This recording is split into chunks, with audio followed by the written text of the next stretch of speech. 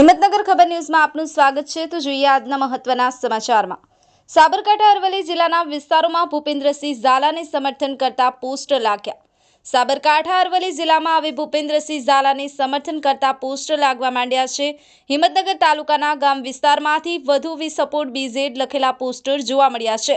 નોંધનીય છે કે બીઝેડ મુદ્દે છેલ્લા 1 મહિનાથી ચાલી રહેલ તપાસ અને ભૂપેન્દ્રસિંહ ઝાલા જેલમાં છે, ત્યારે હવે તેમના સમર્થનના પોસ્ટરો લાગ્યા છે। પોસ્ટર કોણ લગાવે છે તે હજુ સુધી કોઈ જાણી શક્યું નથી, પરંતુ આ સમગ્ર કૌભાંડમાં તેમને ખોટી રીતે ફસાવ્યા હોવાની ચર્ચાઓએ જોર પકડ્યું છે। જીતુભા રાઠોડ, હિંમતનગર ખબર ન્યૂઝ, તલોદ। આપની આસપાસ બનતી ઘટનાના સમાચાર જોવા માટે હિંમતનગર ખબર ન્યૂઝને લાઇક કરો, શેર કરો, સબસ્ક્રાઇબ કરો।